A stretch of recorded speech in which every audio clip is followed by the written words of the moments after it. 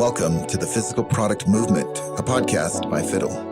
We share stories of the world's most ambitious and exciting physical product brands to help you capitalize on the monumental change in how, why, and where consumers buy. I'm your host, Ken Ojuka.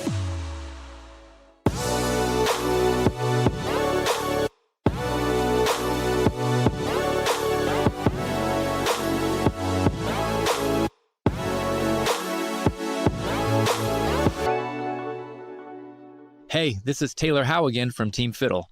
We have a very special episode for today's podcast. It's the audio portion from a workshop presentation called Inventory Management and Operations for Growing CPG Brands. It's a presentation by Fiddle co-founder and COO Morgan Gilliam, and he gave it in August of 2021. He talks about the importance of traceability across batches, tracking all orders from multiple channels, recipe and bill of material tracking, supplier pricing and lead times, production runs, reorder point best practices, and a lot more. As a side note, if you want to watch the full presentation so you can see the slides Morgan is referencing, we'll link to that in the show notes. I hope you get some awesome new tips or strategies that will help you improve your inventory management. Enjoy. Okay, guys, welcome to the Fiddle webinar on inventory and operations management for CPG brands. I'm Morgan. I'm one of the co-founders here over at Fiddle. We're excited to have you guys on today for this webinar. And so today we're actually going to take a little different approach. A lot of webinars that we've attended that I imagine some of you have attended, they go into really defining inventory and looking into the different ways of tracking inventory. But we want to kind of come at it from a CPG brand standpoint and really focus on the keys to success, as well as some of the pain points that we see so many brands running into. The things that we're going to hit on today really come down into the overview of a brand growing, trying to get into other channels, trying to really nail their margins, track their costs. And so we have this nice graph here that kind of looks into production. We are going to assume that most everybody attending is part of the process in making their product with a co-packer in-house, and it's not just buying the final finished good from overseas and sending it to a 3PL. Okay, so in this specific webinar about inventory management for CPG brands, we really will go into tracking your own raw goods and packaging to send over to your co-packer or to bring in-house to do your own production, and how your landed costs come into play, as well as tracking inventories at multiple locations during this time and setting reorder points. And so this is just a nice kind of graph to reference the different parts of the process when trying to nail your operations for your CPG brand. And so the items that we really will go into today are product costing at each level of the process. We run into so many startups, so many growing brands, 1 to 2 to 3 million, that aren't really accounting for landed costs, that are missing some of those fees that come into to determine your margins. With that said, we'll get into lot tracking, batch tracking, expiration dates, because in the CPG world, the food and beverage world, pet food, beauty and wellness, we really need to understand when our items are going to expire, especially the raw materials as well as the finished goods. And then we'll get into kind of the supplier management and relationships and understanding that in the world we live in with COVID and supply chain issues, it's imperative to have backup plans for ingredients, for packaging, maybe not so much your co-packer, but definitely some options, second and third, when streamlining that process. And then we'll get into tracking multiple channels and when is the right time to move, if you're just on Amazon or just selling in Shopify, to move to a fair marketplace or to go brick and mortar. And these are some of the things that we're going to dive into a little more during this webinar. We're actually going to keep it pretty short today. It'll be about 10, 15 minutes. We'll open it up to some Q&A and happy to chat offline afterwards with anybody that has more questions. And just to give you a bit background, Fiddle software is about 5 years old. The company itself is about 3 years old. And we really understand the modern CPG brand, co-packing, and contract manufacturing. We'll go ahead and talk a little statistics. In the SMB world, 43% of brands and retail are not tracking inventory closely or just doing it in manual spreadsheets. And spreadsheets are great to start off, right? You can manipulate them, you can change things out, you can get your systems in place. And so it's just a great tool. The problem comes when the complexity increases. You need to automate purchase orders. You need to look into lots. You need to track production and know everything in your bill of materials and recipes that you need to source. The spreadsheets become a burden and the manual entries just increase significantly. And then a lot of times the accuracy is just off. Spreadsheets are hard to integrate with things and keep that data updated if orders are coming in from multiple channels. If you have inventory sitting multiple 3PLs at a co-packer, at a warehouse. What we like to ask in the beginning to brands when we're talking to them and doing a needs audit or learning about them, if we were to say, could you tell us in real time what you have in inventory for a raw material, a packaging component, your products, and even some of the bundles without having to reach out to a partner at a 3PL or a co-packer, or if you have that insight and that data in your own software database or spreadsheet, and how accurate really is it? And these brands that are accurate and have a good understanding of inventory at each level are going to be the ones that win and succeed. So landed costs. This one hits home for me, a previous business about 15 years ago. We weren't great at tracking landed costs. We just talked to a beauty wellness company here recently, and they're only about a year and a half old. And she kicked it off herself. She sourced from overseas, had a co-packer assemble the products, and she was just adding the freight and customs and taxes and fees in as a line item in expenses in accounting software. And so she really wasn't putting that into the COGS, the cost of that product. And as we all know right now, margins have to be good, and customs and shipping are a huge expense, especially with things skyrocketing in the last 6 months when bringing them from overseas. And so she was spending money on marketing and incentives through Instagram and other partner programs. And the thing that came in to play after 9 months of thinking she had 60-70% margins is after all the fees were dialed in, she really only had 20 to 22%. And this really hurt her because she thought she was making money and had money to spend on marketing. And unfortunately, she didn't. Like, her margins were off and she wasn't profitable at the end when she thought she had been. And so when you send that first PO out to a supplier, it's just going to have your price per line item. It could be a tolling fee, or it could be the actual price for that product or that material.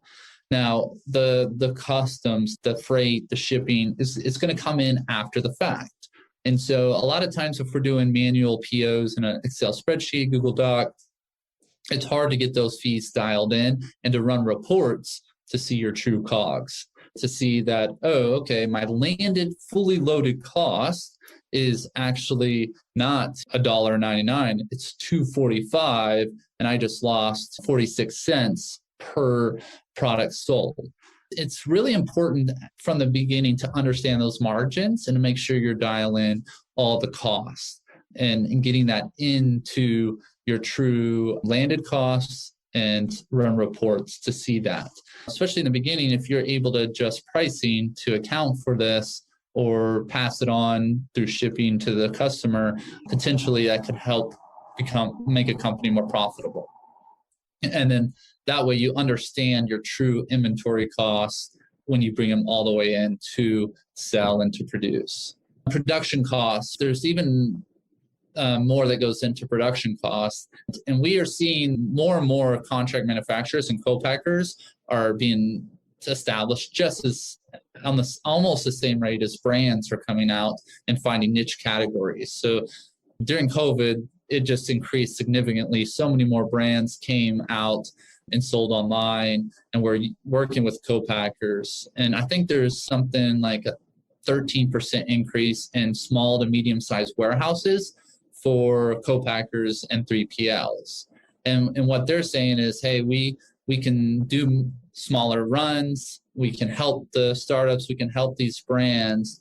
But with that said, you just have to understand that if you're going to source your raw goods, your packaging, your labels, and send it to a co-packer, and then have them go ahead and do all the tolling and the packaging and then ship it off to a 3PL, when they're done, if you're doing small runs more often, it's really important that straight away what's left over. And if it's really on demand co-packing, then you're going to have to reorder almost everything and get it back over there for the next production run. And the hard thing is, at first, you may have 2 or 3 months in between each run, and it's not a big deal. But as your sales increase and you grow quickly, those runs are going to shorten, and you're just going to have that sourcing from your suppliers dial that in. And so when you bring that price in from overseas, it might be a label, it might be some raw ingredient. You have to understand that you need the landed cost for that. And then you need your tolling fee at the co-packer, and then you need to roll that in as your costs for that good. And then as you learn the timelines from your suppliers and packaging vendors, that you can start setting reorder points. And so when you go through a production run and deplete all your goods that went into it, then you can get notifications on when it's time to reorder each item for the next run. And again, when you do that in spreadsheets, there's no way to set reorder points and notifications. And a software that understands this complexity as you're scaling and growing will help you dial that in. And also, it gives you a check and balance for your co-packer. If you have a system that says, all right, I have 5 raw ingredients, I have a label, I have a bottle, I have a top, and you can deplete those theoretical yield, like what it should have been after producing maybe 5,000 items, then you can kind of say, hey, this is what should have been left over. You might have a 2, 3, 5% loss in there somewhere, scrap, waste. And then when your co-packer comes back to you and shows you, hey, after that run, this is what we show is left for the next run. And you can compare that.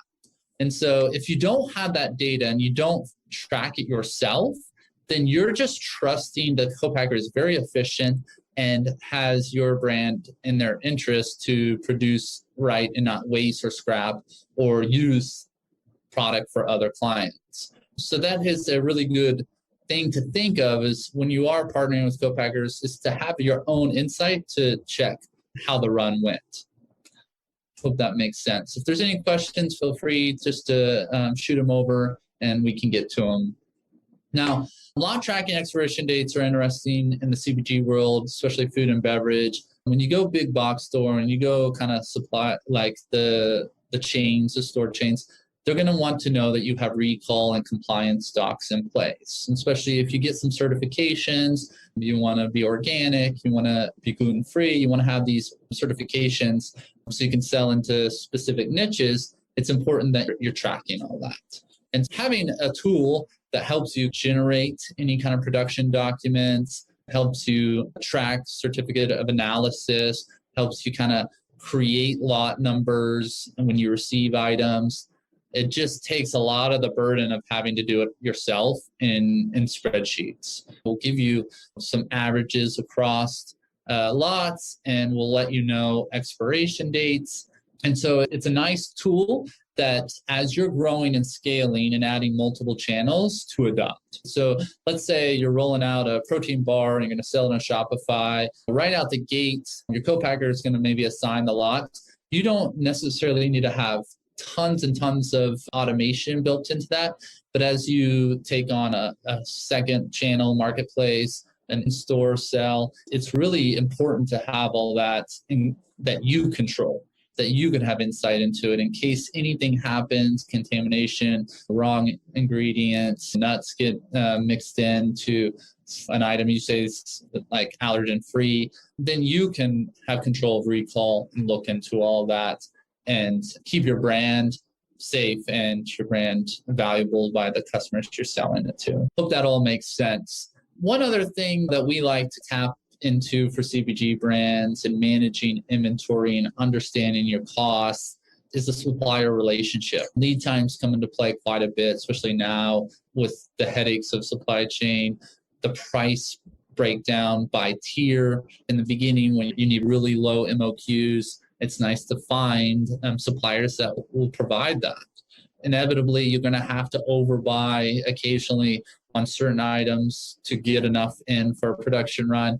And so having a system that helps you track that and kind of give you insight into those numbers is a key to success.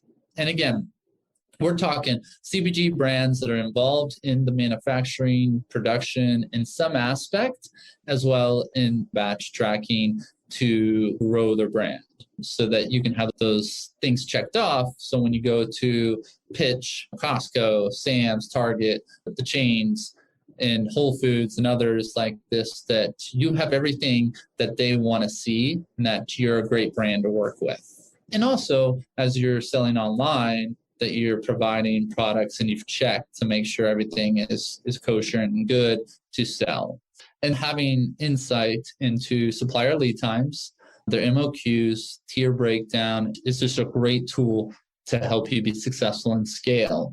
And then when you do order from set suppliers, are they actually fulfilling and sending things on time when they said they would? Because that helps you dial in your lead time and your production runs. A company that just went public, actually, Trigger Grills, has a great supply chain solution where they were able to nail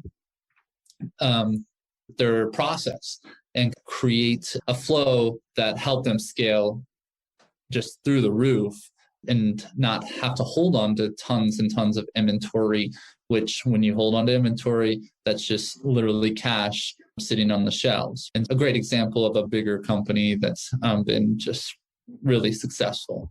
So moving on to sales channels. If you're selling just one channel, it's actually usually pretty easy to track that channel.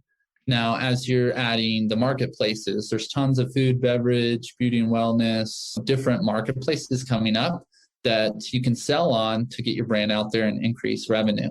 D2C, Amazon, as well as brick and mortar and distributors. And so you want to bring that into a central location. If you try to track it all through Shopify, it's going to be really tough, even though Shopify is phenomenal and has great tools to plug into Walmart, to Etsy, to eBay, to others to bring that in. As soon as you add a distributor, as soon as you add a chain, it's going to be really hard to say, hey, I sold 500 orders on Shopify this week, and I had these pallets go out. Where am I hitting my reorder point? Do I need to produce?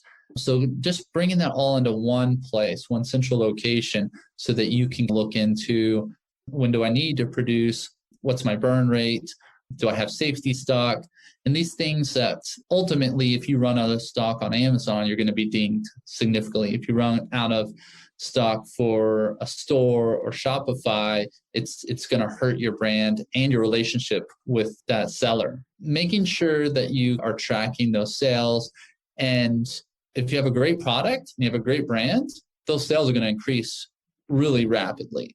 And you just need to have kind of things set in place so that you can handle that growth.